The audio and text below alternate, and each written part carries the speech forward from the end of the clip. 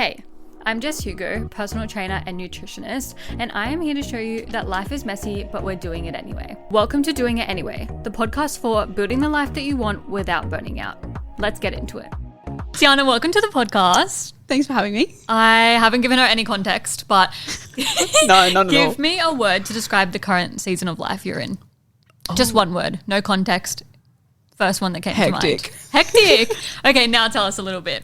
And then we'll get in the background of you. Okay, context for the hecticness is running a marketing agency, consulting with clients, building a podcast studio, content studio, and home life and doing wife duties and mum dog duties, and that's hectic.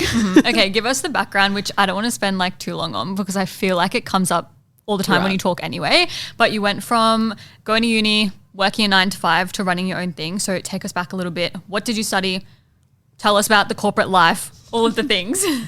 Okay, so I studied a Bachelor of Journalism and a Bachelor of Communications and Media. I majored in digital media. Both of them kind of irrelevant to what I do now, but also not. Like the journalism comes into being able to like write for people and articulate well and all that sort of stuff. And the digital media, what I thought would be like video editing and stuff, definitely not. Just watching. We watched, the only subject I remember doing was watching like futuristic movies. Like think like iRobot and like there was some other weird stuff and we had to assess them and like, I don't even know. That's the only thing I remember from that part of uni. I'm like, what the hell is that? And now I'm thinking, what the heck did I pay all that money for? There was other stuff. That's the only thing I remember from it though. Like everything video editing wise was just self-taught and marketing wise. So I went from uni, that was 4.5 years for that. And then I went straight into, or almost straight into working corporate. So I took 6 months off. And then when I started looking for a job, I got it straight away. And what did you do in your gap year? I worked 6 months in retail. So I didn't do nothing. And I just kind of took time to decompress really. Because 4.5 years at uni was a long time. So I just needed time to not be at uni, but I didn't want to go straight into work. So I just worked retail and made some money and then started looking for a job. I wasn't sure if you're like, I went to Europe for 6 months. No, I wish that would be, if I traveled for 6 months, that'd be great. No, I didn't. I just worked. That was sort of it. So then I got a job in corporate and I worked in like a business that was close to home. And I was their marketing assistant, I think was my first title. And they never had a marketing person in their business. They were just looking for somebody, but they wanted someone that was a good culture fit. So then we could like collaborate and build out their marketing systems together. And then I was with them for 4 years. And then I basically kind of hit the ceiling of like, I can't really grow much more in that business. And I started my business at the time, which was like a marketing agency. And I was building websites and someone said to me, or my best friend said to me, why don't you make this a business? And I was like, what, building a website, creating graphics? Like, no. And she was like, yeah, this could be a business. And then it evolved into social media management from there. When you were at that situation of like, I've been here for 4 years and there's no room for me to grow, were you looking elsewhere or like? Yeah, I was at like this crossroads of I'd started my business and I think I had 2 social media management clients, like full service. But obviously when you start a business, you don't charge what you should be. So I was not making a whole heap of money. And then I'd gotten my 3rd client and I'd sort of hit this, I need more time, but I also need more money. Like I can't leave.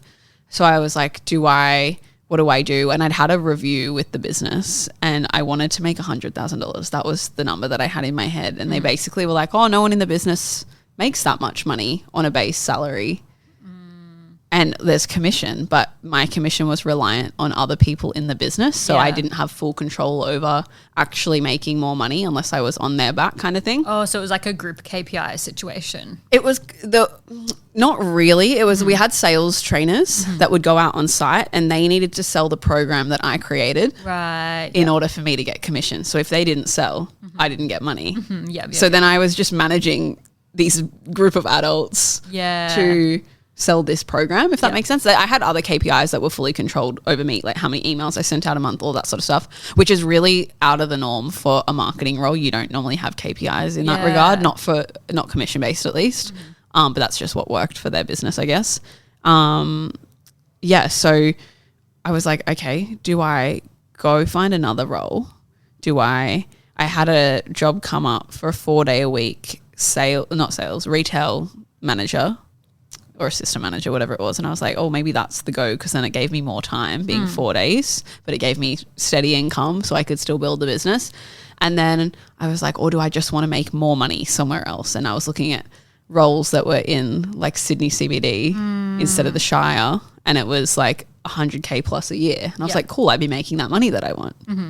And I was like at this weird crossroads of what do I do? So I'd had this review, I'd asked to go to 4 days a week, right? But I wanted to keep the same money. Yeah. Because I was like, well, I'm like, what are my options? I can't make the 100,000. I'm like, what do I do? Like, do I ask for more holidays? Do I ask? Like, I was trying to find this like balance, and I didn't want to tell them I'd started this business because I was like too nervous about that. And then I'd gone for this retail interview. They offered me the job, and I was like, oh shit, like I really don't know what to do now. So I'd gone into my director. My GM was on his honeymoon and I'd gone into the director and I was like, hey, you know how we talked about potentially going to 4 days? He's like, yeah, well, we can't talk about it because I haven't spoken to him about it and he's not here. And I was like, yeah, no, I just need to tell you, like, this is my situation now. So I was like, I've been offered another job, and he was a bit like blindsided. And I was like, but I've been offered that job because I also have a side business now. And I like kind of explained it all to him, and I was so nervous. And he was like, I'm not even surprised. My mum has her own business, and he knew that. And he was like, this just makes so much sense for you. He's like, I kind of figured this would happen one day. How did they not clock onto it? Because I feel like as soon as I was like working somewhere and I started a side thing, they'd all seen my social media. They knew what I was up to. Or were you like behind the scenes doing it? I did separate social media. Right. So but they weren't stalking you? Because I feel like everyone's... No.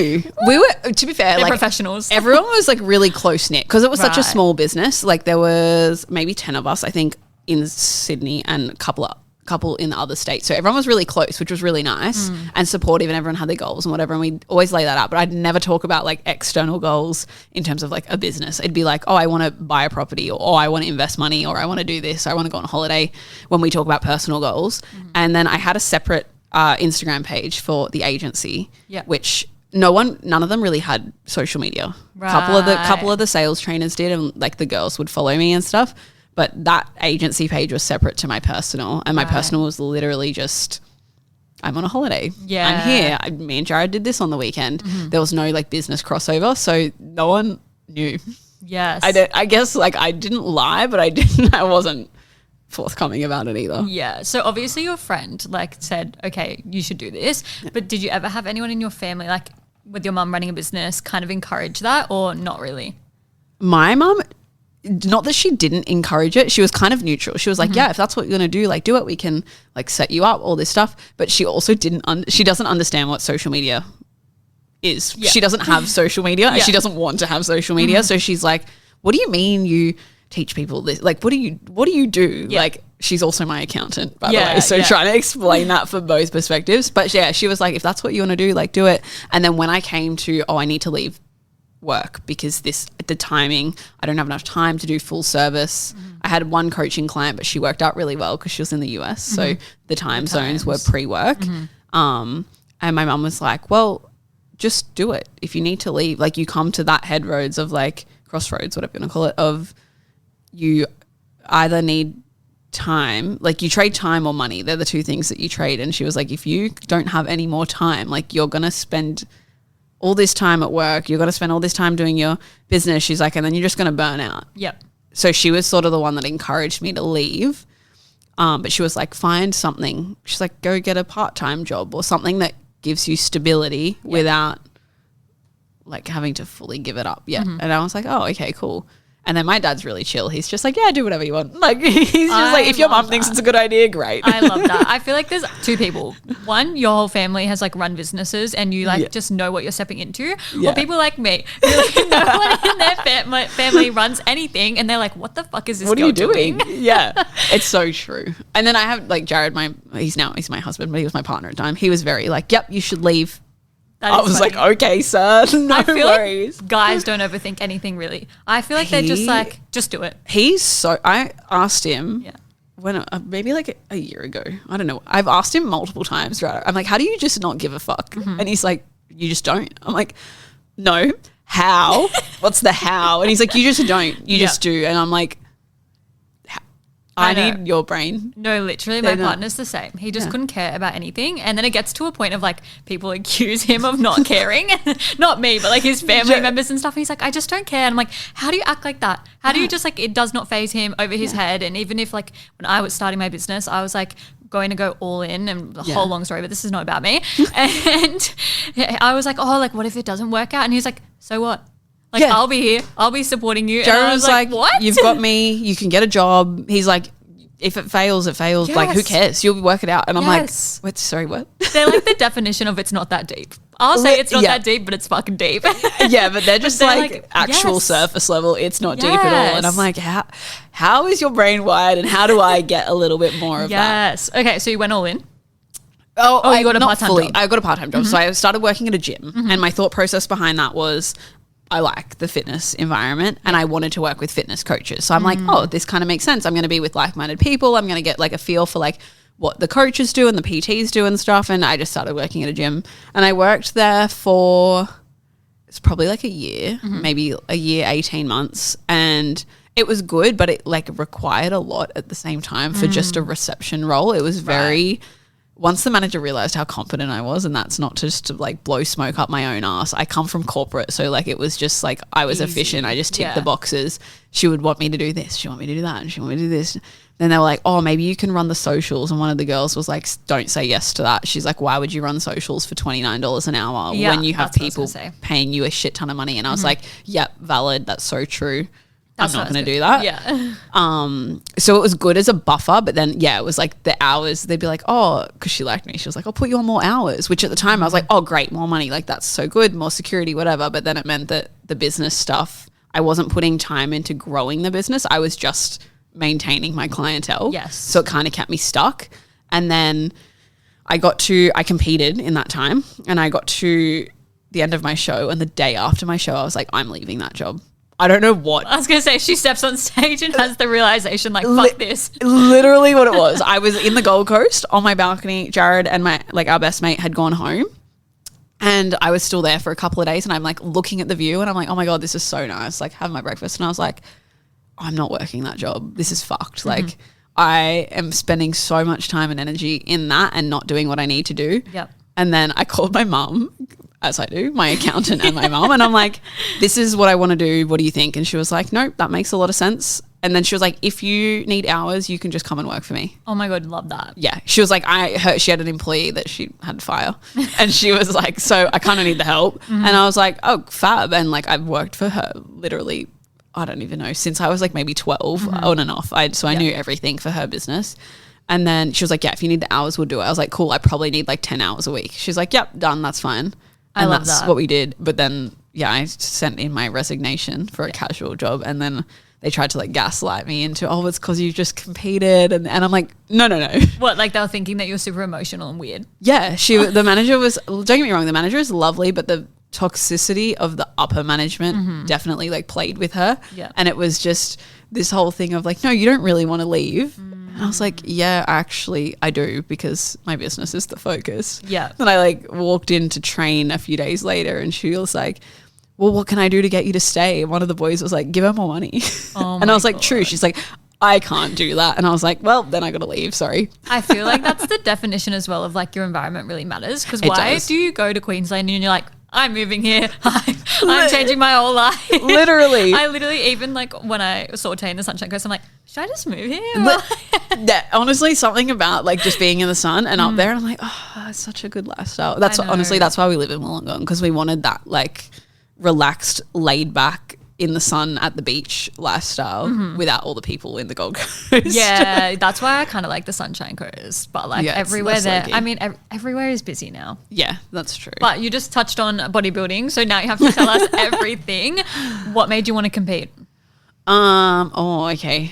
I don't have a very strong why. You don't need to. I feel like people in the industry really like gaslight you into being like, that's not strong enough. If I just want to get on stage and look hot, so be it. So that's my whole thing. I'm like, every time someone's like, oh, your why is what keeps you going in prep. I'm like, my why is I value the personal development aspect of like, how hard can I push my body? How hard can I push my mind? Can I stretch my capacity to do more, hold more? Yeah.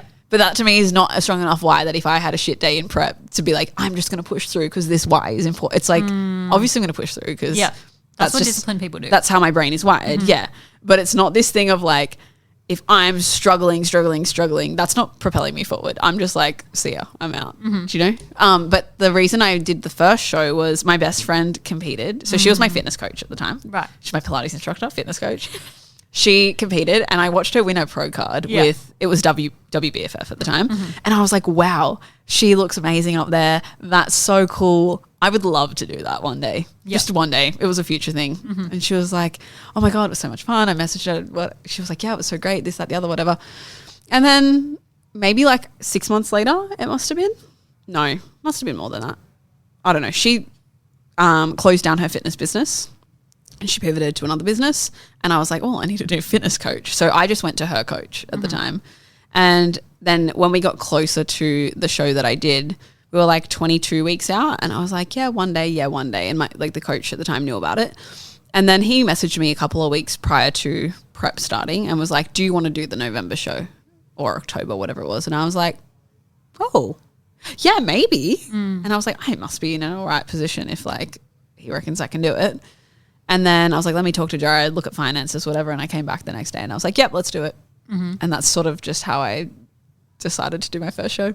I think it's so funny because nowadays lots of people have a fitness business, so they want to like compete because it like propels their business forward. But you're like, yeah, so I'm just like starting my own marketing thing and I'm just going to jump Completely on stage irrelevant. randomly. I love that. But it was relevant at the time though because I was trying to target fitness coaches. So it actually, that's true, actually did somewhat help my business in a way in terms of like exposure to the right audience. But yeah, it's completely different if I was a fitness coach and like, oh, I look so good and I got on stage and then I get my clients in that way. Yeah, completely irrelevant from that perspective. That's funny. No, we were just talking off air about how it's like hard to balance it all and run the business, have the relationship, then do bodybuilding and stuff. And she dropped the other day, literally like 2 days ago, I'm killing my eyelashes.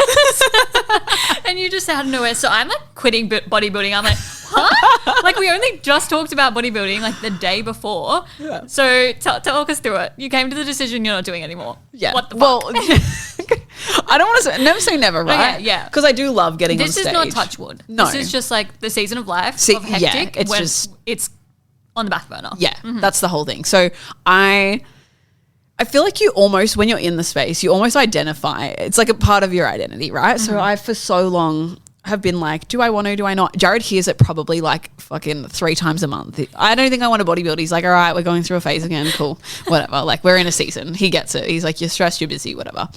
But like, yeah, the other week I was like, oh, you know what? I actually think it's not the right thing. It's not the right time for me and I want to do it. I spoke to my coach. I was like, look, I want to do it. It's not to say I won't. I just don't foresee it being, originally we wanted to do a show next year. Yeah. And I was like, I actually don't foresee that being a possibility and being able to come in really well, given that I'm not training properly right now. I train hard, but I don't train enough. And it's like, nutrition's easy for me, but I don't get my steps.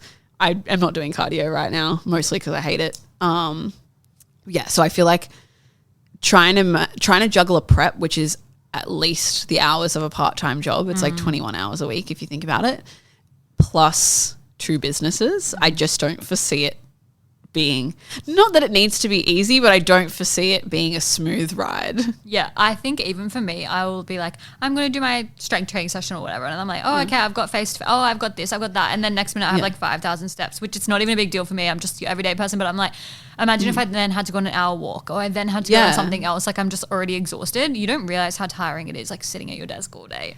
Like, literally. Then you don't want to move anymore. No, I have this conversation with my husband because he paints cars for a living. And he's like, you just don't get it. Like, I exert myself and you sit at a desk. I'm like, mentally draining is such a different level of, like, draining. Yeah.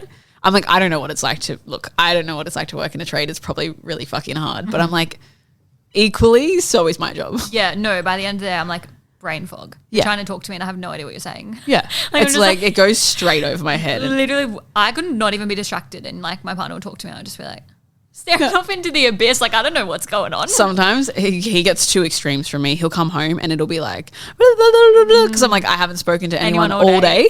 Or he gets the other extreme where I'm just like mute and he's like, are you okay? I'm like, I just need to decompress. No, this is like the chronicles of a business owner. You don't know which version you're going to fucking get. Some days I realize I haven't talked to anyone and I'm like, I have so much to say. No one in my family cares what I have to say. But I'm like, this fucking happened.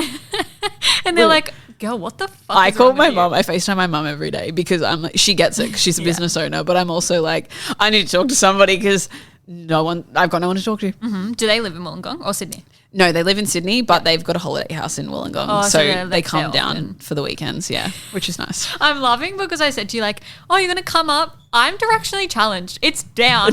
I know it's down, but I was going to say the wrong thing just then. So thank fuck that you said something. Love that. I am breaking up the episode to talk about how 50% of you are not subscribed to the podcast. If you've been getting any kind of value, tips, tricks, implementing anything, I would love if you could follow along. It really helps me help you bring on bigger guests and just create more content around everything you're needing to build your dream life. So if you haven't already, take a second, follow along on whatever platform you're listening to, and let's get back to the podcast. So you're running 2 businesses at the moment. Talk us through everything. Okay, so I've got, in the easiest way, I've got my consulting coaching business, marketing consulting coaching business, and then I've got like a marketing agency with my business partner. Yeah. There's been multiple iterations of all of that from then to now, but that's essentially the 2 businesses and then soon to be 3rd. How did you decide to go in with someone? Because something that I always struggle with, not that I'm going in with anyone on anything, but I always think like you see people co-host like a podcast and then they stop being friends, or you like, and then the podcast is like cancelled, or like you see people like do a collaborative event or something like that, and then they have and I'm just like, I don't know how the hell you can choose someone safely and like have that trust in it. So like tell us a bit of the behind the scenes. So I've had a business with my best friend before. We did content events and we did like I don't want to call it a mastermind, that's the wrong word, like a group coaching program, all that sort of stuff. That was a no-brainer for us. We had to have a whole conversation around like friendship and business and separating the two and like having conversations about things, but also we're both very emotionally intelligent that was never going to be a problem. So that was all fine. And then, she just went in a different direction from doing business herself to working for someone, and that's why that sort of ended. But with the agency side of things, when I started my business, I started it as an agency, and then I decided I don't want to do social media management for people. I freaking hate that. Like, it's just, I don't like the deadlines. I don't like any of that stuff. I get way more fulfillment teaching somebody how to do it, and then they come back and they're like, oh my God, I did this and this was the result. And that for me is so much more impactful. So I was like, I'm not going to do the agency thing. But I had a business coach at the time and I did like a short 12-week stint with her, and she was, at the end of that, she asked me if I wanted to do like subcontracting work, and I was like, oh yeah, sure. So when I decided to not have my own agency, I just kept the subcontracting as my safety net instead of having a part-time job. That was that while I built the coaching side. And then at the end of last year, what my plan was these clients will all drop off. My logical brain, they'll all drop off, and then that'll go down, coaching will go up, and then I just don't have to do that anymore. Yeah, that never happened because I built these really nice relationships with these people that a couple of them dropped off here or there, and then I'd gain another one, and like then no one ever left. And I was like, okay, so I still work with them. And she approached me at the end of last year and was like, in order to get to the goals that I want and have like the lifestyle that I want, I actually think I need a business partner. And we'd worked together for, I think it's 2.5 years, maybe 3. She was like, you're literally the only person I trust. And she was like, so do you want to be my business partner? And I was like, oh, yes. Like, I feel like you got presented with so many opportunities that just you wouldn't guess. Well, because we sat down and talked about it too. And she was like, well, what are your goals? I'm like, well, I want to have a business that doesn't solely rely on me. Like if I'm sick or I want to compete or I want to do something, at the moment, everything relies on me because I'm doing the work and I'm doing the consulting and I'm running the back ends and I'm doing whatever. So I'm like, if that looks like having contractors or employees, that I'd rather manage a team and knowing that it's set up as a business that I can take a sick day and nothing fucking falls to shit. Like that's sort of my end goal, and I want to have kids one day, obviously, so I want to have flexibility for that, and she's sort of the same. So we were like, the goals really align. And because we worked together for so long, we sort of knew how each operate, and we had a whole conversation of like, is there anything that you see that I do that could be a problem, and same for her, and like just very transparent about that. And obviously working out, okay, if someone wants to do this but someone wants to do that, what's the approach? Okay, we need to have a discussion and work out a negotiation that still works for both parties. So like there was a whole lot of conversation around approach to that, and I guess it all just comes down to like good communication and transparency and like maturity. I feel like so many, business aside, so many friendships fall apart because people won't communicate, or it's just a miscommunication. And like I don't know why, but it's very common now that everyone would just rather throw away their whole entire friendship than have a conversation. And I guess we see it almost normalized in influencers and stuff. So that's why, because how many influencer fallouts and you just never know what happened with them. You never know what happened. But that's the same of like, I have clients that like fully just get ghosted by like their besties, and I'm like why are people not having a conversation? That's what I don't get. Like I had a client come to me the other week and she was like, hey, I've got a lot of personal stuff on, and I called her. I was like, I'm just gonna call you. And she was a bit hesitant to say it, and I was like, look, you don't have to tell me, but like obviously I want to support you. And same thing, she was having an issue with her friend, and the friend didn't want to talk about it. She's like, oh, I tried to like have a discussion. I'm like, that to me is crazy. I know. How do you think that you're going to resolve something without having a conversation? The thing I love about coaching is we're always like that non-biased kind of like opinion. Like we're always going to be kind of like on your side probably, but like we're just going to talk shit because we don't actually know your friend. So I'm always like, fuck that bitch, because it actually makes you feel good. I'm like, I don't know her. Don't be a fucking friend. What the fuck do you? I'm like, that's if she horrid. texts you, no texting back.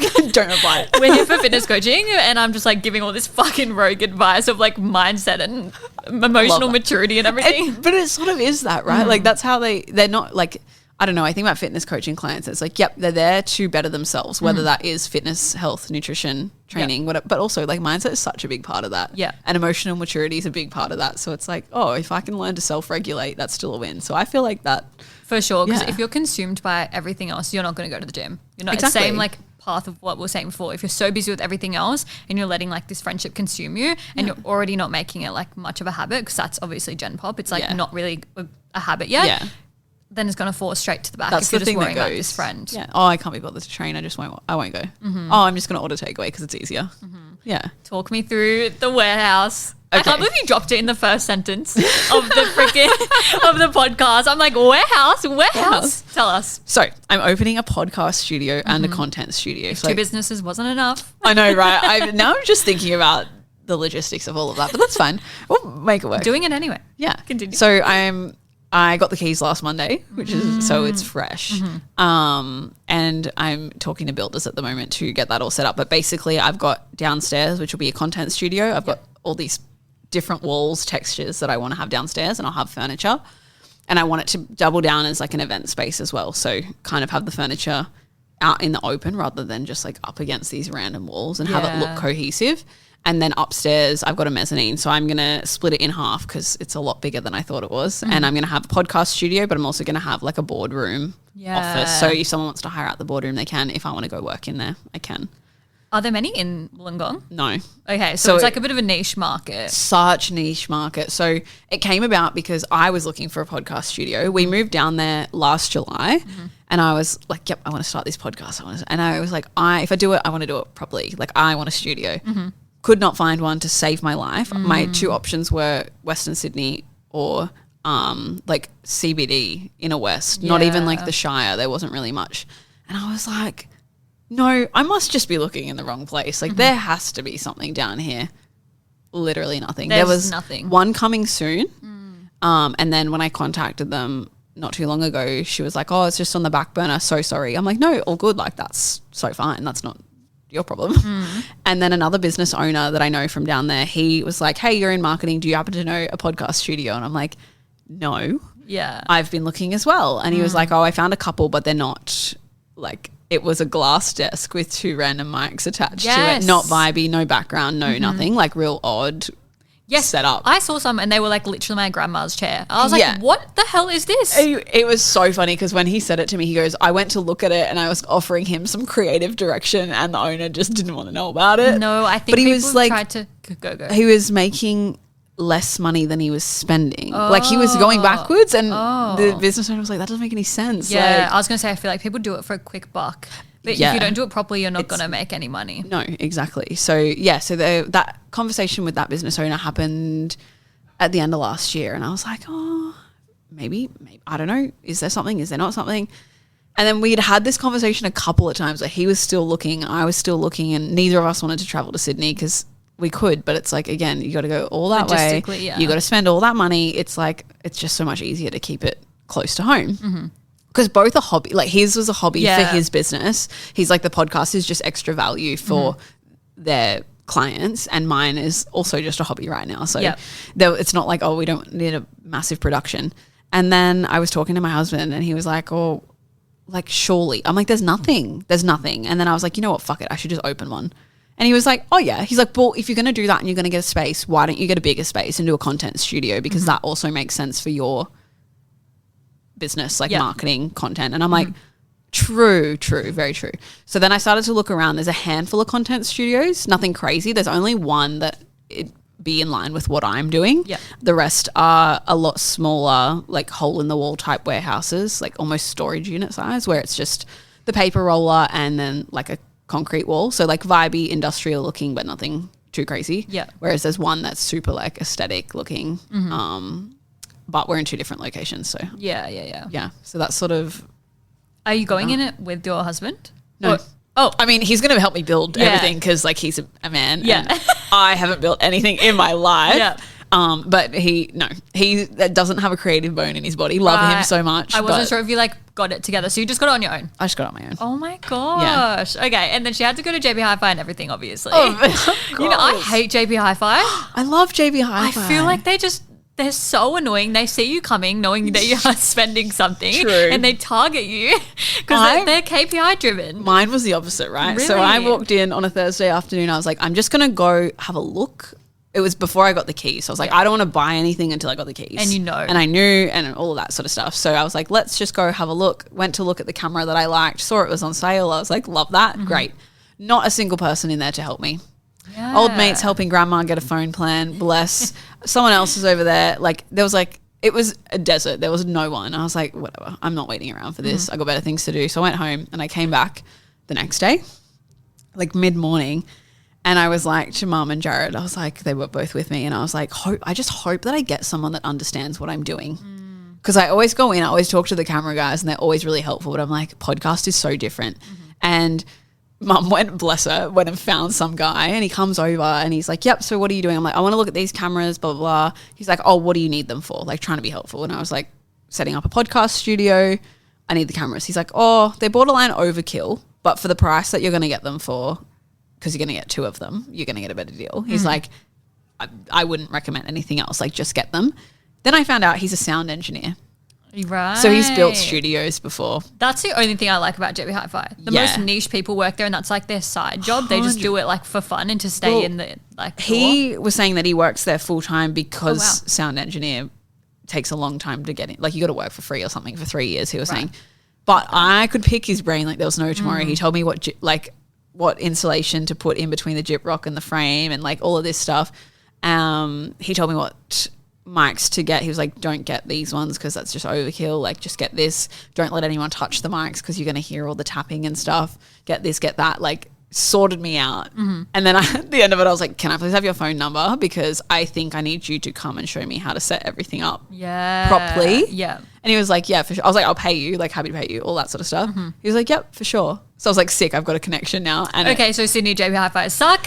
Yeah. Got to move he down. Was to so good. Like even like Jared was like, that's so nice of him. My mum was like, wow, he was so knowledgeable. And I was like, I could have got exactly what you said. Someone that was like, oh, she's about to drop $5,000. Like who cares? Like let's just sell her everything. He was rare. Like, I wanted Rode mics. He was like, don't get Rode mics. You don't need them. You can get something just as good for half the price. And I'm like, cool, get me those. Like he was super helpful. What do you think the timeline is on the warehouse? Like I'm the type of person that I'm like, I can do this in 3 months. It ends up being 6. Like I'm always unrealistic. I'm also unrealistic. Yeah. So the thing with me was budget and timeline. I was like, I don't know how realistic either of these things are. So timeline wise, after speaking to the builders last week, I'm assuming it's not going to take all that long. I am thinking 3 weeks. Oh my God, 3 weeks. So one of the builders I spoke to reckons he can get the podcast studio built in a week. Oh my gosh. With himself doing most of the work, Jared helping a little bit here or there, and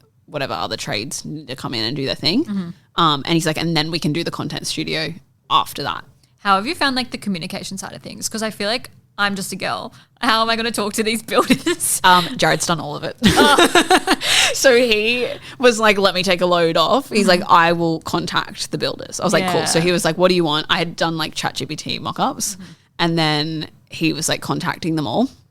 So one of them was a referral from a different builder that was too busy to help us. One of them came back and then the third one is a mate of his. Who I think he'll be the one that I go with because he was just a vibe. Yeah. But I told all of them, I said, I've never built anything in my life. Yeah. This is what I want it to look like. I can show you.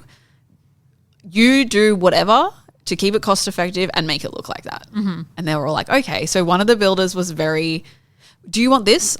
I don't know what that is, sir. Let me show you a photo. No, I don't want that. And he's like, what about this? I'm like, I don't know. That's your job. Why You're didn't he the just builder. look at the mock-up? He did look at the mock-up. He wanted specific. Anyway, I'm off that builder. Yeah. How are you supposed to know materials? He wanted me to like work out what finishings I want, all of this stuff. And I'm my like, God. dude, that is your job as the builder, Yeah. respectfully. And then whereas like the third builder, which is Jared's friend that came in, he was like, what I'll do for like the floors, for example, he's like, I'll get you a high-end, a mid-range and a cheap. He's like, then I'll tell you how much we need. You work out what like best suits the budget. Yeah. He's like, they will look all similar. But he's like, we've got different ranges. I'm like, cool. Yeah. That's what I need. That is way better because if you Yeah. had a bit more budget on something, you can like look at the options. But if the cheap Yeah. one looks just as good, it's like, Yeah. well, I'm not going to waste the money on that. 100%. And then you just have it like I'm kind of also laid like, out. it's going on the floor. Like people are going to Yeah. dirty it and ruin it anyway. No one looks at the floor. I can't even really tell you what this floor looks like. Well, he even said to me too, one of the walls I want to do, I was looking at like sandstone. I'm like, sandstone's expensive. So I was like, some sort of tile, like mosaic-y looking. And he was like, just so you know, with labor, that's going to be about $2,000. I was like, that's fine. If it fits in the rest of the budget. He's like, no, but I'm telling you. So because I was going to get a quote from somebody else for that. He's like, so you know what's in range and normal and you're not going to get completely gypped. He's like, that's what you should be looking at. I was like, helpful. Thank you. Appreciate it. Yes, this is So my like they've been concern being good. a girl. Yeah. Like, but I said to all of them, I'm like, I've never built anything in my Yeah. life. I don't know terms. I don't know what But then it gives finishings. red I don't- flag. They're like, cool, we can scam her. Yeah. So that's why I made sure Jared was there for every conversation with, because Jared, the first two, Jared was like, I need to be there because he's like, I don't know what they're like. I don't like, they might say things that you don't understand. Whereas Jared has like done like laboring and all that sort of stuff. So he knows. I was like, cool. That makes me feel better. And then they'd ask me something and I'd look over my shoulder and I'd be like, what do I, and Jared's like, yes, you want that. I'm like, yes, I want that. Thank you. Oh my like, gosh. That is crazy. Yeah. Doing a third business, how are you managing it all? Meaning social life, obviously married life, spending quality time with your partner outside of, I don't know, please help me. And obviously fitness, all of the things. How are you managing it all? Okay, so fitness is on autopilot, essentially. I don't train that many times a week. Training's the first thing to go, but like nutrition and stuff, all on autopilot. I have a meal plan. I don't have to think twice about that. Really easy. Social life, to be completely fair, we're homebodies. We don't really do a whole lot. We'll go out, walk the dog, whatever, catch up with friends, but like it's not like we're socializing every night. Yeah. I'd rather sit on the couch and watch Married at First Sight and just, do nothing. So that's that. On the weekends, I've been trying to keep weekends free. Yeah. Because I'm like, I would rather work 80 hours Monday to Friday. Not that I'm doing that, but Yeah. I'd rather work 80 hours Monday to Friday and still have 2 days off so I can Yeah. actually chill and do nothing and rest than to just work 7 days and probably burn out. Yeah. So with the build so far, nothing really crazy's happened. I've only had to go to the warehouse a handful of times. So there's nothing, I don't know what that's going to look like. Yeah. One of the builders, he said to me, he was like, are you fine? Do you want me to be here the whole time? I said, do you trust your trades? And he's like, oh yeah, with my life. Like they need to go into houses with jewelry and TVs and stuff. And I said, okay, you don't need to be here then. I'm like, if I need to, obviously I don't want to tell them what to do because I don't know what to tell them. So as long as they're briefed, I'm like, yeah, I'll come let them in. That's fine. But like, that's, I think the extent, I don't need to do anything with that. Just make sure it's moving. And then obviously once that is up and running, it'll be a different story. But I'm just trying to do, like I did the branding and stuff for the studio yesterday while I was just watching TV.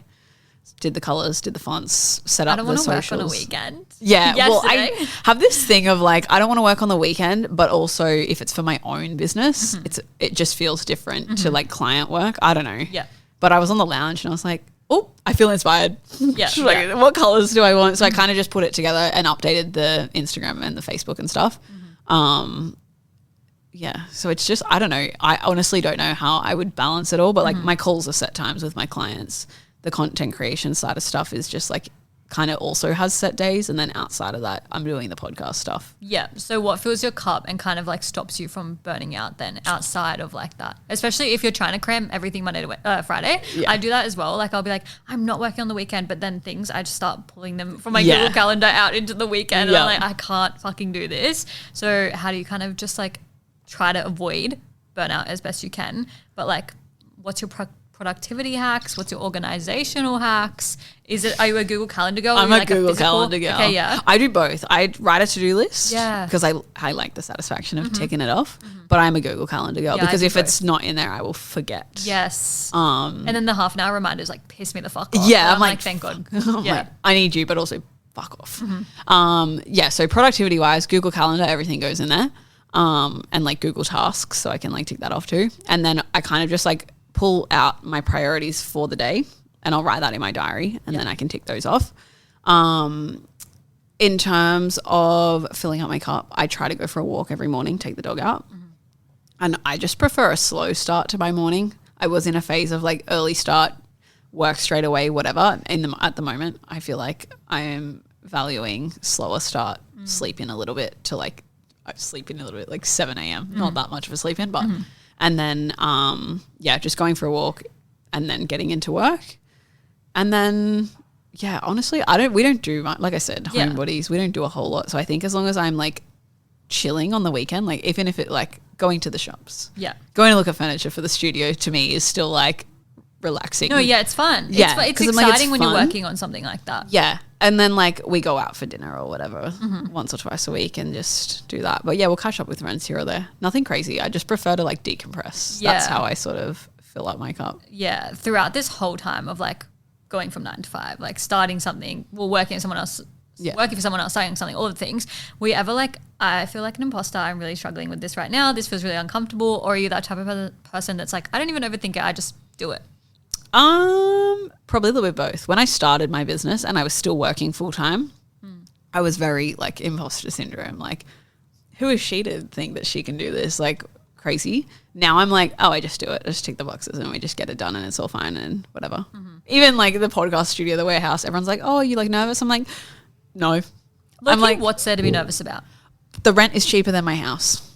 Sorry. Like in my brain, I'm like, that to me is like, this is fine. If anything bad happens, I can stay at the warehouse. Literally. Everyone's like, just sleep there. I'm like, yeah. Jared's like, you can't do that. I'm like, what they don't know won't hurt them. If worse comes to worse, I have to come in anyway. Yeah. I'm like, they don't know I've just had an all-nighter. Like, whatever. So I think, I don't know. I'm not like, I need to touch the pan to know it's hot type person. I just need to do it. If it doesn't work, it doesn't work. And I've learnt a lesson from it. Like nothing in my brain is a failure or whatever. So it's like, I just try my best and see what happens. I think it's like a little bit of like delusion because I'm the same. I like won't really think about things too much. And then maybe when I'm in the middle of something, I'll be like, I actually did not even consider like that this is kind of whack or this is kind of crazy. And I just kind of do it. And I'm like, weird. But I feel like it's a business thing as well. The deeper you get in, the more you're just kind of like, I don't have time to like fuck around with like, oh my God, this is so scary. You choose bigger problems. Yeah, you have to just fucking do it anyway. I think too, like, when the longer you've been in business, the more that you realize like you might as well just trial and error. Like everything's trial and error, right? So it's like, oh, I'm happy to take a bigger risk here because it's fine. I've got this. Yeah. Like I have the business now, so it's like I can take a risk with the studio. Yeah, that's cool. I'm not working on anything, but I know what you're saying. I don't know. Or maybe it's a me thing. Yeah. No, I think it's cool. I just mean like what would I do? I don't know. But a gym? I have one at my house. Oh, love that. Like not like a commercial one or whatever. Yeah. Just like a private session one. I love that. Yeah. So I'm like, I have a friend that's the same. I'm like, what else? But like you don't need to add to your plate all the fucking time as well. Like equally, Very I'm true. like, relax, girl. Like just focus on this. I didn't do a lot for a long time. Like I was just online business. That's just me, whatever. But I was always craving the connection thing. Yeah. And I think it just made sense that like studio, they don't have to hire me, but I'm going to be there to be like, hey, come in, like help yourself to coffee, blah, blah, blah, whatever. I'm going to be there if you need me. That is probably going to be enough. Is that what you were wanting to? Because obviously you don't want the business to just be like you, right? You kind of want to step back a bit. Are you wanting to step into that more or like, you know, I don't know. Is the next steps hiring team? Like what is the kind of thing? I actually have no idea. Okay. So we have team for agency. We have contractors. So I'll be able to step out of doing and just delegating more with that. And then with the podcast studio, I kind of want to get to a point where I originally was going to look for an editor straight away, but I actually think I need to do the thing and be across it and then be able to delegate it. Do you know, I just have this thing. Do you enjoy editing? I do. Yeah. But apparently it's extremely tedious with podcasts. Yeah. So personally, I am not doing the cuts between person to person, but you know the ones where they're like cutting every single time someone's, that sounds like my personal nightmare, and that is why I don't do it.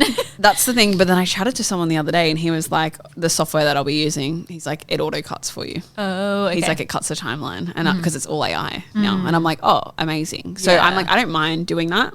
I was going to look for an editor, but then I was like, oh, I have to go through the hassle of, do you know what? I don't know. Also budget. You're like starting out. You don't want to be like straight. That's like starting a business and hiring someone straight away. Like you're not in the space where you have that budget, but it's something you can like think about, kind of eat a frog with it, do it. And then if it's too hard for you to keep up with. Well, I was like, if I try it for a while and then eventually time's going to be an issue, because editing an hour-long podcast is very different to editing a 30-second reel. Yeah.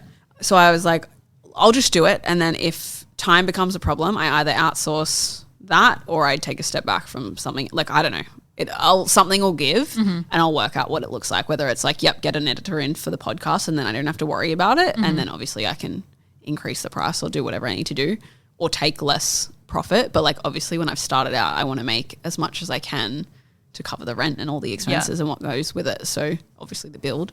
But yeah, so that's sort of that. I have a hypothetical scenario situation for you. Love. If someone was kind of in the situation that you were in, where they might be working a job, maybe it has nothing to do with their degree, and they kind of wanting to step out into something else. Doesn't necessarily need to be marketing, but I would love perspective, because everyone's like, marketing and everything is so oversaturated. Shut up, everything is. There's 101 hairdressers down the road. Anyway, what advice would you give them on like what should they do? What should they be focusing on? What are their next steps? Oh, have they started a business? Or they're just thinking about it. My advice is always just start it. Just do it. Take action. Whilst they're still working that job? Yeah. I am very logical. A lot of people are like, take the risk, go all in, blah, blah, blah. But like, think about it. If you have to pay rent, you don't have the luxury of living at home with your parents, you have expenses, you have a phone bill, you have all this stuff. Like, you kind of need to earn money to do the thing. So my advice is do both together. Yeah. And then back off the full time slowly while you increase the other. And obviously that's also dependent on industry and how much time you need in the business and that sort of stuff. But there is a balancing act, and you'll be able to do that balancing act for a little while before you hit burnout. Obviously, if you're spending 100 hours a week working, it's a different story. But yeah, so my advice is always start the thing, start the socials, start branding, marketing. Don't spend too much time branding, but like start marketing, build the personal brand alongside it, because that generally is what helps connect with people so much quicker. Network, start to like outreach, network with friends, family, whoever can refer people to you, and get proof of concept, whatever that is, results, outcome, the thing. And then, slowly back off the full time and increase the business. So do you suggest they have their personal brand one and they make like a separate one? Or no, I'm big on no. Yeah. It depends on the industry, right? Yeah. Like I've created a whole new Instagram for the podcast studio. Yeah, but that's so different. Yeah. It's not going to be a personal brand. It's going to be very like business brand. Because people are going to book regardless of who you are. Exactly. They don't care about me as the owner. It's completely irrelevant to the business. Whereas when we look at marketing and consulting, I have a personal brand for that, because they look at me and they're like, yep, I want to learn from her. Yep, I like her vibe. Or she's really easy to understand. Like, cool. She's direct. She's whatever. So I think it depends on the industry, but generally if it's like a coaching or like some sort of service-based industry where you are providing the service, then I would say just do the one page. I agree. Still have your colors and your logo and whatever, but definitely it's easier to like who can upkeep multiple Instagram pages? No one. They make them and neglect them. I'm struggling now. I'm like, what am I going to post on the podcast page? I don't know. I don't even have a podcast page. Everything is tied into my brand, because I think if you're listening to me, it's me, and 100%. Like you're going to follow my personal brand. Exactly. And all of the like facets of you make up who you are, like, and your interests and stuff. And I think I'm the same. I'm launching my podcast next week, and I'm just going to keep it all on my personal page. Yeah. More content too. Can you give us a spoiler into your marketing plan for the warehouse? Yeah. Okay. So current marketing plan, I haven't fully sat down and mapped it out. Current marketing plan is like follow along the build, and it's just going to be collabed straight between my page and the business page. That's how you post on both Instagrams. That's how you collab everything. And then I'm actually looking to run ads for brand awareness straight away. So I have a friend that's an ad specialist, and I was talking to her, and I was just toying with the idea of either getting everyone to a wait list or building the Instagram. And she was like, build the Instagram makes so much more sense. So I'm going to start to run some ads because it is local. Obviously, there's no point me trying to target people in freaking America. Yeah. I need to target people that are close. So I'm going to run ads. That's my first protocol. And then once I sort of get people in the door, I'm obviously going to have them tick a box to say I can use their content, get them to tag me. And I think it'll be a lot along referrals and like, what's the word? Like, I see you use it and then you want to, do you know what I mean? Yeah, like just your network. And all networking. The things. So I think that'll be the biggest thing. Yeah, in terms of like marketing plan, I want to do something fun with email marketing, but I haven't honestly mapped it out yet. To me, email marketing is dead. Like I have it and I use them, but my ideal clients don't open the emails. Yeah. They're not, honestly, I'll send them an email, like a business related like email for one-to-ones. Like people that are literally in my thing, they're not opening them. I'm like, guys, what are you doing? Literally, I think no one opens them. Yeah, it depends on the industry. Yeah. I look at mine, I've got a pretty high email open rate. It's like 40-something%, which is that's good. Really high. But I guess that's marketing, hey. Yeah, right. And I think too, it's like, but for a studio, it's like there's only so much that I can do that's interesting. So I'm like, I'm going to do the waitlist thing so people know when we launch. But then it's like, it might be logistics where it's like, hey guys, we've got this new wall in the studio, like come try it out. But yeah, my current marketing plan is do some outreach to local businesses, offer them like a one-time discount for their first use, hope that they like it and come back, obviously. Yeah. And just start to build like Google reviews and just get feedback as people come in. Yeah. Do you think flyer drops are dead? I don't know. Personally, I've never done it for my business. Okay. I don't think any form of marketing is dead. I'm going to say. I think it's dependent on what works for your business. Why do I feel like a flyer drop would really work for the warehouse? So I was going to flyer drop in the complex. There's like 80 warehouses in the complex, and I was like, maybe I'll flyer drop and just say, half of them are builders, so they're probably not going to use it. But you never know though. They could have a girlfriend who's an influencer. That's exactly the builder. One of the builders that came in, his wife was in marketing. There you go. And she was like, find out more. I want to know more. Like, so yeah, there's a hairdresser, there's a couple of gyms. So there's people that would use it, but I was like, I'm happy to offer like hey, you can have a discount because you're in the complex, like permanent discount forever, whatever. But outside of that, I think the thing with flyer drops is you don't know who lives in the house. Yeah. So it's based off volume. If I have to do 1,000 flyers to get 10 people in the door, then the ROI is not that great. Yeah. Whereas like an ad, I can target a little bit more specific to business owners, and I can do outreach with local businesses that are like hairdressers and salons, and I'm like, you would use this space. Yeah, it makes sense when it's like a business complex. I got one the other day at my house because I have my signage out the front. Yeah. And it was like a business accountant type thing. And I was like, he saw my sign and said, putting it in hers. Smart. But I live in such a weird area that I was like, that is so weird. I don't know. Yeah. I'm surprised that they were doing my street and whatever, but anyway. My other thing was like I could always flyer drop in like retail buildings. You could do it like on your hot girl walk. Yeah. I'm like, if I just go to businesses instead of houses, then Yeah, I think people make it so deep of like, I need a whole morning dedicated to driving around, whatever. I'm like, but you could just go on a walk and just slip it in while you're on your walk. You know what I mean? Just under the doors, whatever. That's exciting. Last question for you. Is there anything trending in marketing at the moment that you're liking or anything that you're like, I'm hating this, and any predictions for like where marketing's going the rest of this year? God, okay. It's loaded. Making me think that is loaded. Things I hate right now, it's not necessarily trending. It was for a little while, is when it's so much more prominent in the fitness industry, but when coaches shit on other people, they do those react videos. Yes. I hate those. And it's always like men. Almost always men. It is. It is. And I get it, but I think there's such a better way to do it. It's not just like shitting on somebody and like calling them out for whatever they're doing. So I hate those. That's just a pet peeve of mine. Yeah. Trending. I think personal brand is coming big.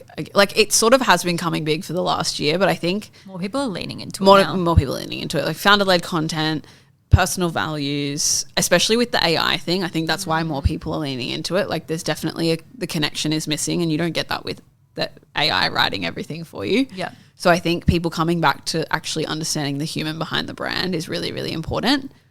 Predictions. That's probably one of them, that's going to become more prominent, and like the connection piece. I think a lot more people, not necessarily in marketing world, but I think a lot more people are going to come back to some form of face-to-face element.